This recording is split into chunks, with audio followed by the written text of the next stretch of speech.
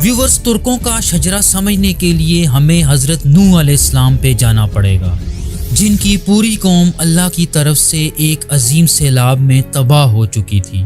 तो उन्होंने अपने तीनों बेटों को ज़मीन को आबाद करने के लिए मुख्तलिफ जगहों पे भेजा। हाम को अफ्रीका, साम को ईरान और याफीस को मौजूदा रशिया के दरियाए वोल्गा और याक के किनारे भेजा। हज़रत याफीस के 8 बेटे थे। जब हज़रत याफीस की मौत का वक्त नज़दीक आया तो उन्होंने अपने सबसे बड़े बेटे तुर्क को अपना जानशीन मुकर्रर कर दिया। इसके साथ साथ अपने दूसरे बेटों को ये वसीयत भी की कि वो उनके बाद अपने बड़े भाई को यानी तुर्क को हाकिम तस्लीम कर लें।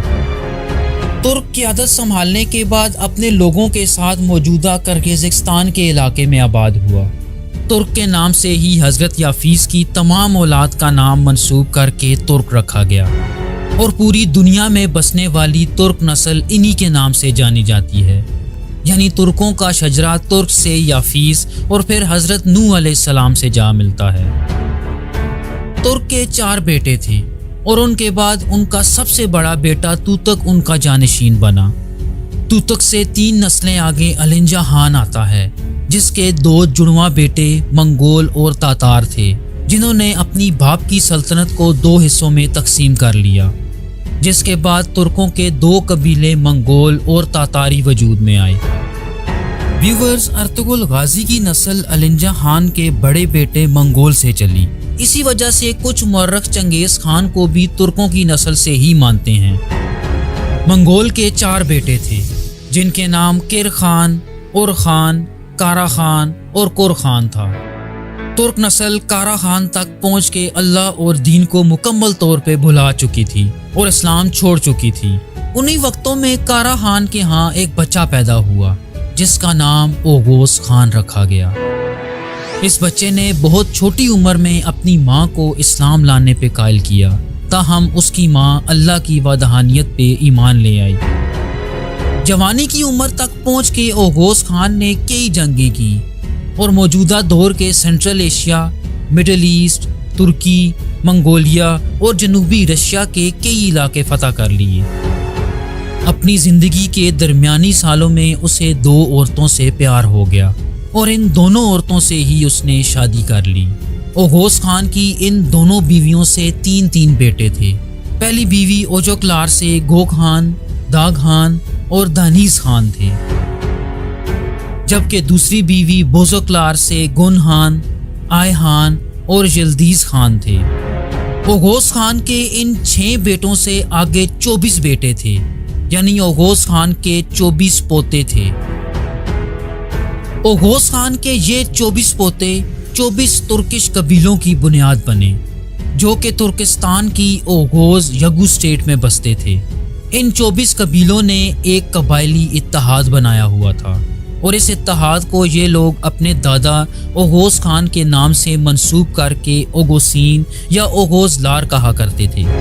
व्यूवर्स, जैसा कि आप चार्ट पे देख सकते हैं कि ओगोस खान के हर पोते ने एक कबीले की बुनियाद रखी और यही 24 कबीले मुस्तकबिल में मुख्तलिफ इस्लामी रियासतों की बुनियाद बने, जैसा कि काई कबीला उस्मानी और किनेक कबीला सल्जूक सल्तनत की बुनियाद थी। व्यूवर्स, अर्तुगरुल गाजी का शजरा ओगोस खान और उसकी दूसरी बीवी बोजोकलार के सबसे बड़े बेटे गुनहान से चलता है। गुनहान के 4 बेटे थे, जिनके नाम काईहान, बायात, अलकावली और कारावली थे। काईहान ने काई कबीले की बुनियाद रखी थी और यूं काई कबीले का शजरा गुनहान के सबसे बड़े बेटे काईहान से जा मिलता है। काई कबीला ताकत के लिहाज से इन 24 कबीलों में दूसरे नंबर पे था। काई लफ्ज़ का मतलब ताकत और हिम्मत के हैं। इस कबीले का निशान 2 तीर और इनके दरमियान एक कमान पर मुश्तमिल था। गुनहान के बाद काईहान को यगू स्टेट का बादशाह मुंतखब किया गया, जिसने तकरीबन 50 साल तक हुक्मरानी की और 90 साल की उम्र में वफात पाई। काईहान के बाद उसका बेटा तोरमेश आता है, जिसने 100 साल से भी ज्यादा उम्र पाई और हजरत मूसा अलैहिस्सलाम का ज़माना देखा और इसी ज़माने में वफात पाई। तोरमेश के बाद भाई तैमूर और फिर बोजलो खान आते हैं, بزلوحان نے اپنے آس پاس کے کئی علاقے فتح کیے اور حضرت داؤد علیہ السلام کے دین پہ ایمان لے آیا اور اس کے بعد اپنی ساری زندگی اس مذہب کی تبلیغ میں صرف کر دی۔ بزلوحان کے بعد اس کا بیٹا کرکولو آتا ہے جو حضرت سلیمان علیہ السلام پہ ایمان لایا تھا اور 120 برس کی عمر میں وفات پائی۔ اس نے اپنے بیٹے کا نام حضرت سلیمان علیہ السلام کے نام پر سلیمان شاہ رکھا تھا۔ سلیمان شاہ انتہائی نیک اور دیندار انسان تھا۔ وہ اپنے دور کا بہت مشہور سردار تھا اور اسی وجہ سے ہندوستان کے ایک راجا نے اس سے متاثر ہوتے ہوئے اسے ہاتھیوں کا ایک تحفہ بھیجا تھا۔ سلیمان شاہ سے 20 پشتیں آگے آیا جائے تو یاسو نامی شخص آتا ہے۔ یاسو نے ایک رات ایک خواب دیکھا کہ عرب کی طرف سے ایک چاند اور سورج پوری آب و تاب سے چمک رہے تھے اور ان کی روشنی اس تک پہنچ رہی تھی۔ اس خواب کے کچھ ہی عرصے بعد مکہ میں نبی پاک صلی اللہ علیہ وآلہ وسلم کی نبوت کی خبر پھیل گئی۔ یاسو نے جب یہ سنا تو اس نے مسلمان ہونے کا اعلان کر دیا۔ اس نے قربانی کی اور اللہ کے راستے میں دے دی۔ اس کی وفات کے بعد کاراہان نے اپنے والد کی جگہ سنبھالی۔ کاراہان کے بعد اس کا بیٹا توروق تخت نشین ہوا۔ توروق نے دین کے فروغ کے لیے بہت کوششیں کی اور حضرت عثمان رضی اللہ تعالیٰ عنہ کے زمانے میں وفات پائی۔ ویورز، ارطغرل غازی کی پشتوں میں اس کے بعد توروق کا بیٹا آئیکتلوب آتا ہے۔ آئیکتلوب کا ایک وزیر تھا جسے اورگیج کہا جاتا تھا اور جس کے پاس سارے حکومتی اختیارات ہوا کرتے تھے۔ یہ وہی دور تھا جب حضرت عثمان غنی رضی اللہ تعالیٰ عنہ کی شہادت ہوئی۔ حضرت عثمان کی شہادت کے بعد جب حضرت علی خلیفہ بنے تو آئیکتلوب نے اورگیج کو ان کے پاس بھیجا اور ان سے بیعت کر لی۔ آئیکتلوب 20 سال تک حکمرانی کرنے کے بعد بنو امیہ کے دور میں وفات پا گیا۔ آئیکتلوب کے بعد اس کا بیٹا چمندار آتا ہے جس نے حضرت عمر بن عبدالعزیز کے زمانے میں ترکوں پہ حکومت کی۔ اس کے بعد یسار اور پھر اس کا بیٹا توق تیمور آتا ہے جس نے مامون الرشید کا زمانہ پایا اور تقریباً 56 سال تک ترکوں پہ حکومت کی۔ توق تیمور کے بعد اس کا بیٹا سنگور آتا ہے جس نے قریباً 30 سال تک ترکوں پہ حکومت کی۔ سنگور کے بعد اس کا بیٹا کارا بطور آتا ہے۔ کارا بطور کا ایک بیٹا پیدا ہوا جس کا نام سلجوق کے پوتے کے نام پہ تغرل رکھا گیا، جو کہ اپنی جوانی میں سلجوق سلطنت میں اہم عہدوں پہ فائز رہا۔ سلجوق سلطان تغرل بیگ کی طرف سے عباسی سلطنت میں سفیر کے طور پہ بھی کام کرتا رہا۔ اس کے ساتھ ساتھ تغرل بیگ نے اسے مرو شہر کے قریب ایک چھوٹے سے علاقے مہان کا حکمران بنا دیا جو اپنے قبیلے سمیت وہاں آباد ہوا اور مہان کے شہر میں ہی وفات پائی۔ تغرل کے بعد اس کا بیٹا تیمور آتا ہے جو کہ خوارزمی سلطنت میں سفیر کے طور پہ خدمات دیتا رہا۔ اپنی آخری عمر میں مہان آیا اور اسی شہر میں وفات پا گیا۔ ویورز، تیمور کے بعد اس کا بیٹا کیزل بگا آتا ہے جو کہ مرو میں پیدا ہوا اور جوان ہونے پہ موجودہ ایران کے علاقے ہمدان میں سلجوقی دربار سے وابستہ رہا اور جہاں سے سلطان کے فرمان پر مرو کا حاکم بنا دیا گیا۔ ویورز، کیزل بوگا کے بعد اس کا جانثار کایا الب بنا جس کا مطلب ہے ایک بہادر چٹان۔ کایا الب ارطغرل غازی کا دادا تھا۔ عثمانی روایات کے مطابق ارطغرل غازی کے والد کو لے کے کافی اختلاف پایا جاتا ہے۔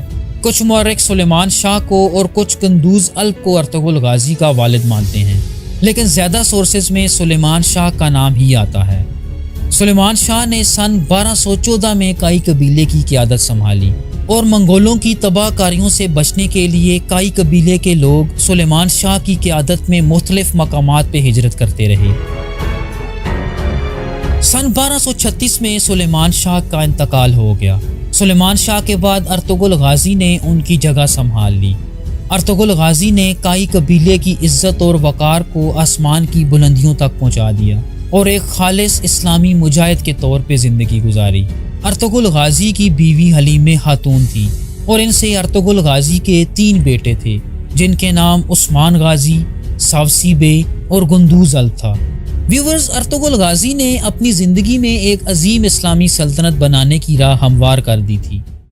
ارطغرل غازی کی وفات کے بعد ان کے سب سے چہیتے بیٹے عثمان غازی نے ان کی جگہ سنبھالی، جنہیں اپنے والد کی طرف سے سوغوت کا شہر وراثت میں ملا۔ چونکہ عثمان غازی نے ایک عظیم عثمانی سلطنت کا خواب دیکھ رکھا تھا تو وہ سکون سے بیٹھنے والے نہ تھے۔ انہوں نے پڑوس کی طاقتور بازنطینی سلطنت پہ حملوں کا آغاز کیا اور بہت کم عرصے میں بلیجک یعنی شہر انیگول اور کئی دوسرے بازنطینی علاقوں پہ قبضہ کر لیا۔ سن 1299 میں عثمان غازی نے تمام فتح کیے گئے علاقوں پہ اپنی عثمانی سلطنت کی بنیاد رکھ دی، جس نے اگلی 6 صدیوں تک 3 براعظموں پہ حکومت کرنی تھی۔ ان کی 2 بیویوں ملہون خاتون اور رابعہ بالا خاتون سے 8 بیٹے اور 1 بیٹی تھیں، اور ان کی وفات کے بعد ان کے بیٹے اورحان غازی تخت نشین ہوئے، جنہوں نے بازنطینی سلطنت پہ حملے کرنا جاری رکھا۔ مورخین لکھتے ہیں کہ اورحان غازی پہلے عثمانی سلطان تھے جنہوں نے یورپ کی طرف فتوحات کا آغاز کیا۔ انہوں نے ایک بازنطینی شہزادی تھیوڈورا سے شادی کی جو بازنطینی شہنشاہ جان 4 کی بیٹی تھی۔ ان کے علاوہ ان کی دوسری شادی نیلوفر خاتون سے ہوئی جو اورحان غازی کے جانشین اور اگلے سلطان مراد اول کی والدہ تھیں۔ مراد اول نے سلطنت کو یورپ کی طرف مزید پھیلایا اور بلکان کا زیادہ تر علاقہ عثمانی سلطنت میں شامل کرنے میں کامیاب ہو گئے۔ انہوں نے سلطنت کو 2 صوبوں میں تقسیم کر دیا تھا، ایک صوبہ ایشیا میں اناتولیا جبکہ دوسرا یورپ میں بلکان کا علاقہ تھا۔ لیکن سلطان مراد کوسوو کی جنگ میں سربینز کے خلاف لڑتے ہوئے شہید ہو گئے۔ مراد اول کے 5 بیٹے اور 4 بیٹیاں تھیں، اور ان کی شہادت کے بعد ان کے بیٹے بایزید اول نے سلطنت کی بھاگ دوڑ سنبھالی۔ ویورز، ہر عثمانی سلطان کی یہ خواہش ہوتی کہ قسطنطنیہ یا کانسٹینٹینوپول فتح کیا جائے۔ بایزید نے یہی خواہش دل میں لیے سن 1394 میں قسطنطنیہ کا محاصرہ کیا، لیکن وہ اس محاصرے میں ناکام رہے۔ تاہم وہ صلیبیوں کے خلاف کئی محاذوں پہ بہت کامیابی سے لڑتے رہے، لیکن پھر ان کے ساتھ وہ ہوا جو 36 عثمانی سلاطین میں کسی کے ساتھ نہ ہوا۔ انہیں انقرہ کی جنگ میں امیر تیمور سے بری طرح شکست ہوئی، اور یہی نہیں بلکہ امیر تیمور نے انہیں قید بھی کر لیا، اور اسی قید کے دوران ان کا انتقال ہو گیا۔ ان کی وفات کے بعد ان کے 5 بیٹوں میں اقتدار کے لیے خانہ جنگی شروع ہو گئی جو تقریباً 10 سال تک جاری رہی، جس کے بعد ان کے بیٹے محمد اول تخت پہ بیٹھنے میں کامیاب ہو گئے۔ سلطان محمد اپنی پوری زندگی سلطنت کو اکٹھا کرنے میں جٹے رہے۔ انہوں نے ایشیا اور یورپ دونوں طرف عثمانی رٹ کو دوبارہ بحال کیا۔ یہی وجہ تھی کہ انہیں محمد دی ریسٹورر کے نام سے بھی جانا جاتا ہے۔ محمد اول کے بعد ان کے بیٹے مراد ثانی بھی سلطنت کو اکٹھا کرنے میں جٹے رہے۔ ان کے دور حکومت میں سلطنت میں تجارت اور اقتصادی ترقی میں خاطر خواہ اضافہ ہوا، اور سلطنت میں پھر سے دولت کی آمد و رفت شروع ہو گئی۔ ان کے بیٹے یوسف عادل شاہ کے بارے میں کچھ تاریخ دان یہ دعویٰ کرتے ہیں کہ انہوں نے 15ویں صدی عیسوی میں برصغیر کی طرف ہجرت کی اور یہاں اپنی عادل شاہی سلطنت کی بنیاد رکھی۔ مراد ثانی کے انتقال کے بعد ان کے بیٹے سلطان محمد ثانی تخت نشین ہوئے، جنہیں عثمانیوں کا سب سے طاقتور سلطان کہا جائے تو غلط نہ ہوگا۔ اس کی وجہ یہ ہے کہ انہوں نے وہ کر دکھایا جو کوئی دوسرا عثمانی سلطان نہ کر سکا۔ انہوں نے صرف 21 سال کی عمر میں بازنطینی سلطنت کا دارالحکومت قسطنطنیہ فتح کر لیا، اور صدیوں بعد حضرت محمد صلی اللہ علیہ وآلہ وسلم کی خواہش اور بشارت کو پورا کر دکھایا۔ آپ صلی اللہ علیہ وآلہ وسلم نے اپنی زندگی میں ہی قسطنطنیہ فتح ہونے اور اسے فتح کرنے والی فوج کو جنت کی بشارت سنائی تھی۔ چنانچہ اس فتح کے بعد اس شہر کو عثمانی سلطنت کا نیا دارالخلافہ بنا دیا گیا اور سلطان کو محمد فاتح کا لقب دیا گیا۔ لیکن سلطان محمد فاتح اس شہر کو فتح کرنے کے بعد رکنے والے نہ تھے، چنانچہ انہوں نے یورپ کی طرف اپنی پیش قدمی کو جاری رکھا اور کچھ ہی عرصے میں یورپ کے گڑھ یعنی اٹلی کی سرحدوں پہ دستک دینے لگے۔ ان کی وفات کے بعد ان کے بیٹے بایزید II تخت نشین ہوئے۔ ان کے بارے میں آتا ہے کہ انہوں نے اسپین سے نکال دیے جانے والے یہودی اور مسلمان ریفیوجیز کو عثمانی سلطنت میں پناہ دی، یہاں تک کہ یہودی مہاجرین کو سلطنت عثمانیہ کی شہریت بھی دے دی گئی۔ یہی وجہ تھی کہ عثمانی سلطنت میں رہتے ہوئے یہودیوں نے اپنا ثقافتی عروج دیکھا۔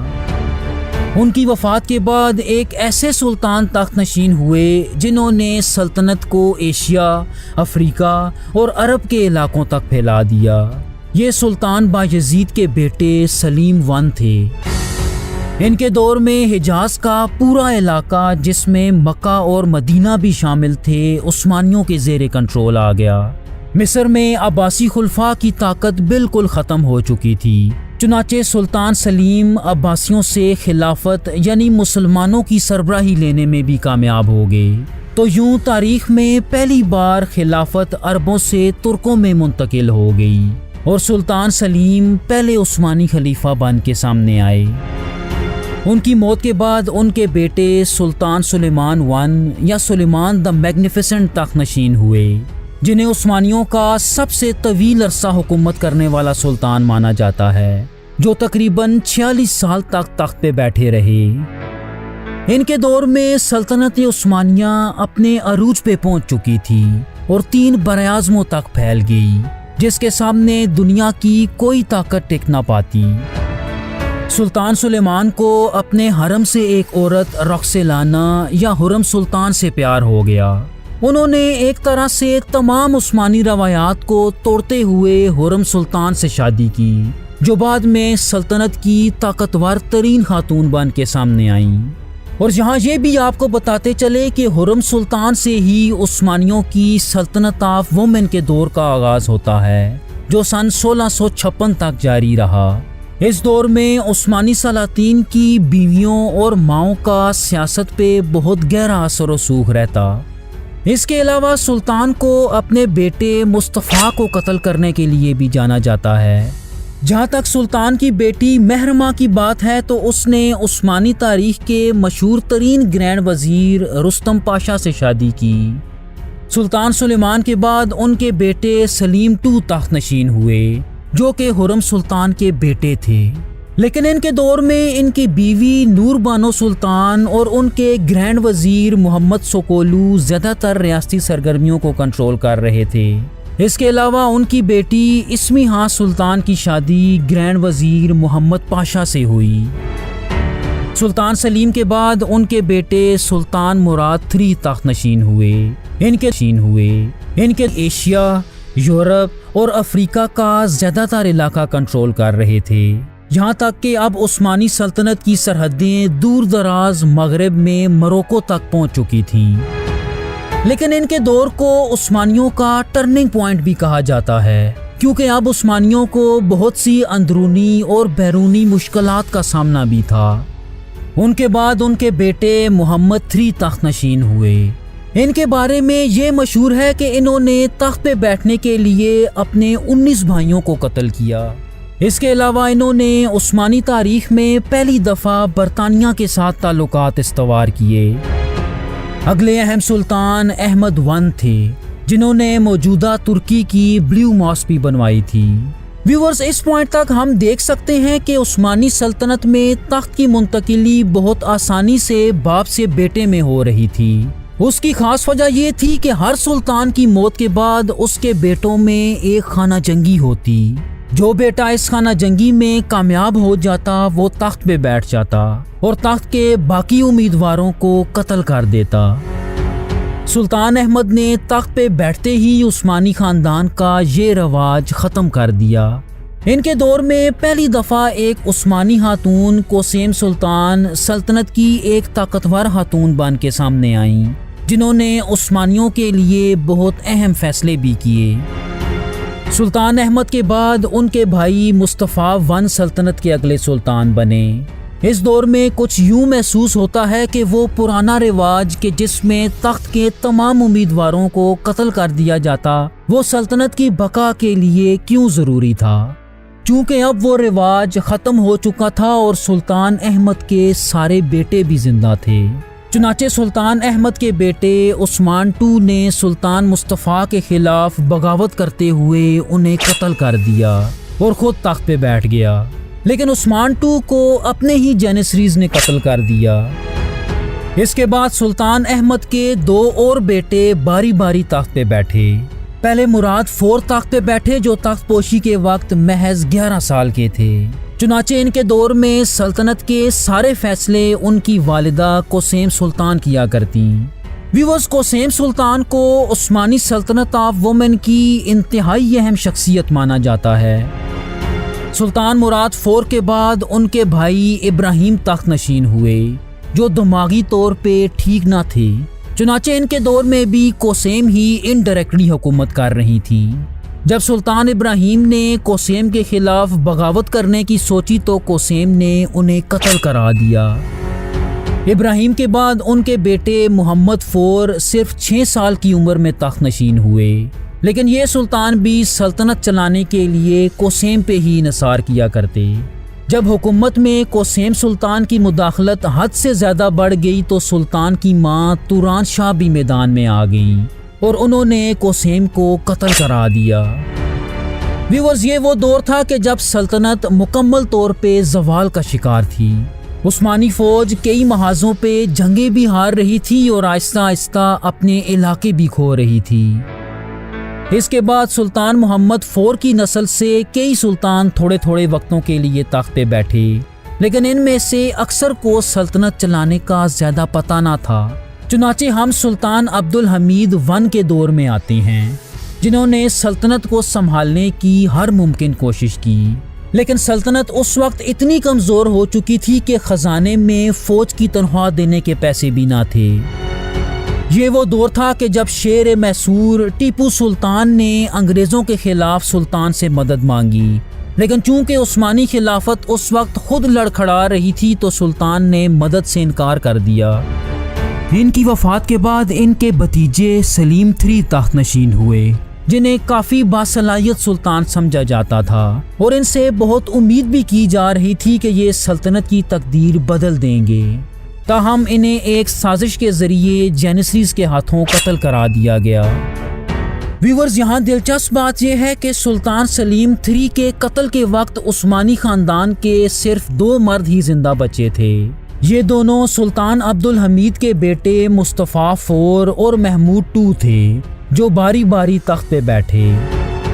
سلطان محمود II نے اپنے دور میں سلطنت کے طور طریقوں میں بہت زیادہ اصلاحات کیں، یہاں تک کہ سلطان اور حکومتی لوگوں کے کپڑے تک تبدیل کر دیے گئے۔ انہی کے دور میں عثمانی سلطنت اور آل سعود پہلی دفعہ آمنے سامنے آئی کہ جب آل سعود کی پہلی سعودی اسٹیٹ نے مکہ اور مدینہ پہ قبضہ کر لیا، جس کے نتیجے میں سلطان نے آل سعود کو کچلتے ہوئے دونوں مقدس مقامات سے سعودیوں کو نکال دیا۔ اور ویورز، اسی دور سے عربوں اور عثمانیوں کے درمیان دشمنی کا آغاز ہوتا ہے۔ ان کی وفات کے بعد عثمانی سلطنت 2 سمتوں میں تقسیم ہو گئی اور یہ 2 سمتیں سلطان محمود II کے 2 بیٹے سلطان عبدالمجید I اور سلطان عبدالعزیز تھے۔ چنانچہ اگلے آنے والے سلطان سلطنت میں اٹھنے والی بغاوتوں اور دشمن سازشوں کے خلاف ناکام رہے، لیکن ان میں ایک سلطان ایسے بھی تھے جو اندھیرے میں روشنی کی ایک کرن نظر آ رہے تھے۔ ان کا نام سلطان عبدالحمید II تھا، جنہیں عثمانی سلطنت کا آخری بااثر سلطان سمجھا جاتا ہے۔ ان کے دور میں سلطنت معاشی طور پہ دیوالیہ ہو چکی تھی اور عثمانی سلطنت کو اب یورپ کا ایک بیمار مرد کہا جانے لگا۔ سلطان عبدالحمید کا سب سے بڑا چیلنج ینگ ٹرک موومنٹ تھی، جن کا مقصد خلافت کے نظام کو ختم کر کے آئینی حکومت کا قیام تھا۔ سلطان عبدالحمید نے یہودیوں کی طرف سے دی جانے والی کئی آفرز کو ٹکرا دیا، جن سے عثمانی سلطنت کے سارے مسائل حل ہو جانے تھے، لیکن سن 1909 میں دشمن عناصر سلطان عبدالحمید کو معزول کر دینے میں کامیاب ہو گئے۔ پہلی جنگ عظیم میں سلطان عبدالحمید کے بھائی سلطان محمد V سلطنت کی بھاگ دوڑ سنبھال رہے تھے۔ اس جنگ میں عثمانیوں نے جرمنی کا ساتھ دیا اور آخر کار عثمانی یہ جنگ ہار گئے۔ اس کے نتیجے میں اتحادی طاقتوں نے عثمانی سلطنت کو 15 سے زائد ملکوں میں تقسیم کر دیا اور سن 1922 میں مصطفیٰ کمال نے ریپبلک آف ترکی کی بنیاد رکھ دی۔ لیکن سلطنت کے خاتمے کے بعد بھی خلافت عبد المجید II تک جاری رہی اور اس آخری خلیفہ کو بھی سن 1924 میں ملک بدر کر دیا گیا، جس سے اسلامی خلافت کا بھی مکمل طور پہ خاتمہ کر دیا گیا۔ ویورز، موجودہ دور میں عثمانی خاندان کو عثمان اوغلو کے نام سے جانا جاتا ہے، جو آج دنیا کے مختلف حصوں میں پائے جاتے ہیں۔ اس خاندان کے موجودہ سربراہ ہارون عثمان ہیں، اور اگر عثمانی سلطنت آج موجود ہوتی تو یہی موجودہ سلطان اور خلیفہ ہوتے۔ ویور، سلجوق سلاطین کی فیملی ٹری اوغوز خان سے کیسے چلتی ہے؟ سلجوق سلطنت کی مکمل فیملی ٹری دیکھنے کے لیے اسکرین پہ دی گئی ویڈیو ضرور ملاحظہ کیجیے اور ہمیں سپورٹ کرنے کے لیے چینل سبسکرائب ضرور کیجیے گا۔ تھینک یو سو مچ۔ اللہ حافظ۔